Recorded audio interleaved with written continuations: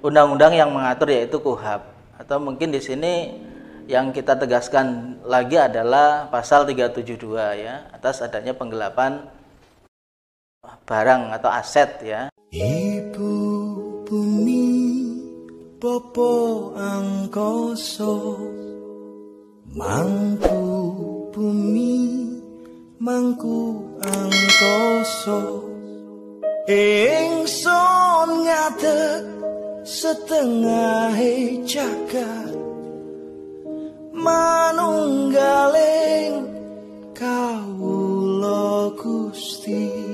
Assalamualaikum warahmatullahi wabarakatuh. Jumpa lagi dengan warahmatullahi wabarakatuh. saya Coach Ageng Bodro. Jadi kali ini kita datang ke kantornya Biro Hukum Mas Samsudin terkait dengan aset yayasan yang dimiliki SHT. Selamat siang Mas Samsudin. Iya, selamat siang Mas Ageng. Saya repotin lagi. Jadi Gak apa-apa Mas, jenengnya seduluran nih seperti ini, kita justru senang saya kalau didatengin begini. Siap. Jadi kali ini saya datang khusus untuk bahas tentang aset-aset yang dimiliki, baik itu yayasan SHT, baik itu organisasi PSHT, Mas. Tidak ada istilah belum wayahe, belum waktunya. Oh iya. Tentunya di era yang modern ini perlu sekali adalah transparansi terkait aset yang kita miliki apa. Betul. Supaya kadang-kadang di luar sana, dimanapun berada, dia memiliki rasa memiliki, jadi berusaha untuk juga menjaga. Karena ini demi keutuhan PSHT yang kita cintai ini, Mas. Iya. Monggo Mas. Enggak keberatan ya, Mas? Oh, enggak Mas. Tidak ada istilah ditutup-tutupi dan Justru kita harus transparan karena memang organisasi kita adalah organisasi sosial yang mana memang menitik beratkan rasa persaudaraan. Jadi memang secuil apapun yang bersifat organisasi ya harus disampaikan ke dulur-dulur warga. Mungkin seperti itu. Baik, terima kasih Mas ya. Ini tentunya demi program bahwa PSHT yang sekarang ini harus jujur, terbuka. Jadi tidak ada istilahnya ditutup-tutupi, supaya dulur-dulur kita ini merasa bangga juga ya. Iya. Sejauh ini pencapaian kita yang kita miliki ini ya Mas ya. Ya, jelas di kepemimpinan Ketua Umum Bapak Doktor ya, Insinyur Haji Muhammad Taufik SH MSc ini memang adalah masa transisi, Mas. Masa transisi ini memang bebannya berat. Nah, tujuan dari program kerja yang menjadikan prioritas adalah membenahi organisasi yang menuju transparan akuntabel. Sehingga transparan akuntabel ini jelas, yang sangat sensitif adalah masalah keuangan. Yang mana SH selama ini PSHT ya, saya katakan PSHT yang selama ini ya, yang notabene memang sudah cukup lama, kita harus buka ke semuanya, keuangan organisasi ya. Begitu juga dengan keuangan atau mungkin aset-aset yayasan. Ini yang memang harus diketahui publik gitu loh. Dari zaman dahulu sampai sekarang gitu. Karena apa? Kita mewariskan ke adik-adik kita, anak-anak kita ke depan tuh enak kalau dari sekarang sudah ditata. Tapi kalau memang ada mungkin orang-orang yang tidak mau transparansi ya mungkin oknum, saya kira seperti itu, Mas. Artinya berarti dalam konsep transparansi ini siap dipertanggungjawabkan, siap diauditing ya Mas ya. Oh iya, saya kira memang itu penting. Jadi transparansi itu penting, dan audit itu boleh dari internal, bisa dari eksternal kalau memang itu diperlukan. Tapi saya yakin kepemimpinan Pak Kang Mas ya, Dr. Insinyur Muhammad Taufik SH MSc ini memang saya merasakan gitu, ada pencerahan yang transparan benar-benar, saya kira seperti itu, Mas. Baik, Mas, kalau begitu saya nanti tidak banyak bertanya soal ini, hanya ada 4 poin yang saya garis bawahi, Mas, di sini. Nggih, monggo. Jadi biar kadang-kadang warga ini puas, biar kadang-kadang warga ini tahu. Langsung saja Mas, pertanyaan saya yang pertama adalah terkait dengan Yayasan SHT. Yayasan SHT sendiri ini kan tentunya didaftarkan kedudukan hukumnya.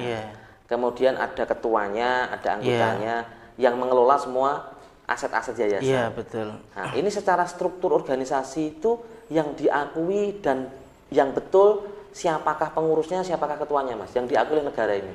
Yang jelas yang diakui negara berdasarkan putusan kasasi ya nomor 3588K yang mana tersebut ketua adalah Kang Mas Lanjar ya, Kang Mas Lanjar Sutarno. Ini jelas sekali ya. Mungkin ada sekretaris ya, Mas Sugiharto, ada Mas Yanto, banyak intinya seperti itu. Tapi peran dalam artian kepengurusan saat ini sedang mau bekerja, tapi faktanya ketua yayasan yang lama itu belum mau menyerahkan aset yayasan atau mungkin laporan pertanggungjawaban, yang mana ketua yayasan yang lama yaitu Kang Mas Hari Wuryanto sudah diganti secara menurut keabsahan, menurut undang-undang yayasan dan rapat pembina ya dan anggota. Saya kira jelas sekali gitu. Makanya permasalahan agak sedikit panjang nih hanya sebenarnya semestinya gitu loh, legowo sedikit lah, dalam artian kepengurusan yang lama harusnya memang menyerahkan ke pengurus yang baru.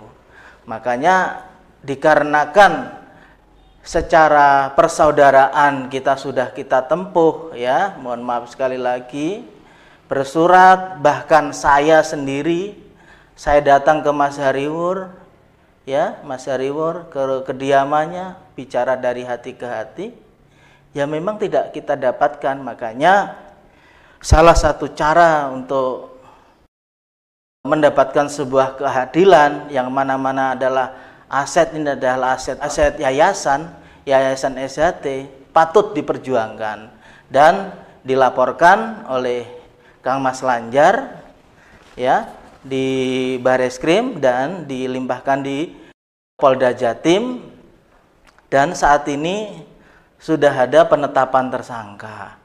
Ya sebenarnya kita tidak ingin ke arah sana, tapi jalur-jalur persaudaraan, persuasif ini sudah kita tempuh, Mas. Jadi gitu sampai hari ini belum ada laporan pertanggungjawaban terkait dengan pengelolaan aset dari pengurus lama ya, Mas? Ya, sampai saat ini belum ada, Mas. Saya punya bukti kuat sendiri yang kami miliki, yaitu ini adalah aset yayasan yang mana di sini jelas ya, neraca di bawah tangan yang ditanda tanganin oleh Kang Mas ya Tarmaji ya. Ini jelas dan diserahkan ya, diserah terimakan penerimanya Haji Hari Wuryanto ya, selaku ketua baru Yayasan Setiahati Trate. Pada waktu itu ini serah terima di Madiun tanggal 31 Mei 2014. Nah, ini ada uang logam ya, 12 karung, ada rekening di Bank BRI, ada di Bank BNI, ya tabungan ya, di Bank BNI ada 3 nomor rekening, ada aset padepokan, bangunan padepokan, ada tanah, hotel manis ya, yang mungkin udah kita tahu semuanya. Banyak, Mas, aset yayasan ini cukup banyak, yang mana di tahun 2014 dulu secara tertuang senilai 29.268.725. Ini jelas sekali ya. Bisa lihat, Mas? Bisa. Nah, ini yang sampai hari ini akhirnya belum diserahkan pertanggungjawabannya ya. Belum gitu. Yang akhirnya naik ke ranah hukum itu Iya, ya. betul. Nanti dulur-dulur kita zoom ya, biar dulur tahu bahwa sampai hari ini dengan nilai ini belum ada pertanggungjawabannya. Lah itulah yang harus disadari bahwa ini milik kita bersama, milik organisasi PSHT. Betul. Yang harusnya dikembalikan kepada PSHT. Iya. Betul, Mas. Terus terkait dengan aset, kemudian yang pertanyaan saya yang ketiga nih Mas, adalah terkait dengan kedudukan aset. Nah, tadi kan aset sudah jelas bahwa aset-aset PSHT itu tentunya mungkin disertifikatkan, diatasnamakan oleh terhadap yayasan atau atasnamakan organisasi. Apakah bisa Mas diakuisisi? Bisa anggap saja merasa menjabat pada waktu itu diakuisisi ini menjadi milik saya atau dialihkan nama dan lain sebagainya. Lah secara pandangan hukum ini seperti apa Mas? Jika itu terjadi, itu sudah menyalahi aturan secara hukum atau tidak, dan umpamanya itu ada tindakan hukum, itu proses hukumnya seperti apa? Apakah bisa dituntut, dilaporkan dan sebagainya? Iya, jelas Mas, namanya aset yayasan ya semestinya kembalikan ke yayasan, yang mana dikembalikan kepada pengurus yang baru, ya, pengurus yang baru. Nah, saya pun juga sudah banyak dokumen yang kami miliki, mungkin ada sertifikat yang memang sudah atas nama yayasan. Nah, ini aman gitu. Saya sangat senang sekali Mas Ageng tadi mempertanyakan bagaimana kalau salah satu aset saat ini dikuasai oleh pribadi atau digunakan oleh pribadi atau mungkin dimanfaatkan atau dialihkan oleh seseorang. Jelas Mas, itu perbuatan pidana. Kami tidak masuk ke sana dulu ya. Tapi yang terpenting adalah kita mengedepankan persaudaraan ya.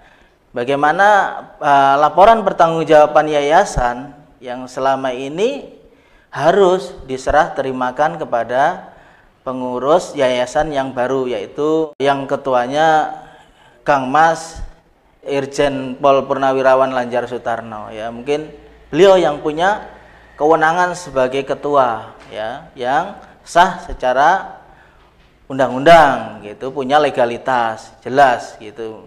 Saya kira seperti itu Mas. Lah sekarang menyambung itu tadi Mas, ini kan sudah berlarut-larut proses hukumnya, bahkan sudah jelas putusan-putusan hukum, bahkan sudah ingkrah dan lain sebagainya. Namanya saya kutip dari ayat Al-Quran itu, di situ ditegaskan bahwa Allah itu maha yang membolak-balikkan hati. Betul. Nah, umpamanya dilihat dari sudut pandang mengacu kepada ayat tersebut, ada itikat baik Mas. Umpamanya, ya sudahlah Mas, saya ini kemarin khilaf. Ya sudah, yuk kita nyawiji lagi, terus kita bersatu lagi. Kira-kira umpama itu terjadi, apakah ada kesempatan Mas? Mengingat kan kemarin sempat dibahas ada program yang diagendakan bulan Oktober itu kan parapatan luhur. Lah ketika beliau-beliau nanti yang bersangkutan tadi memungkinkan, kita kan tidak pernah tahu, mengacu kepada ayat tadi, Allah itu adalah maha yang membolak-balikkan hati, kemudian beliau itu menyadari kekhilafahnya dan akhirnya mempertanggungjawabkannya. Seandainya ada kurang-kurangnya dan lain sebagainya, tindakan yang terbaik seperti apa Mas dalam konsep persaudaraan ini? Nah, untuk berbicara berkaitan perkara hukum, perkara pidana ini jelas murni Mas adalah oknum, yang mana memang ada undang-undang yang mengatur, yaitu KUHAP, atau mungkin di sini yang kita tegaskan lagi adalah pasal 372 ya, atas adanya penggelapan barang atau aset ya. Akhirul salam, wassalamualaikum warahmatullahi wabarakatuh. Waalaikumsalam warahmatullahi wabarakatuh.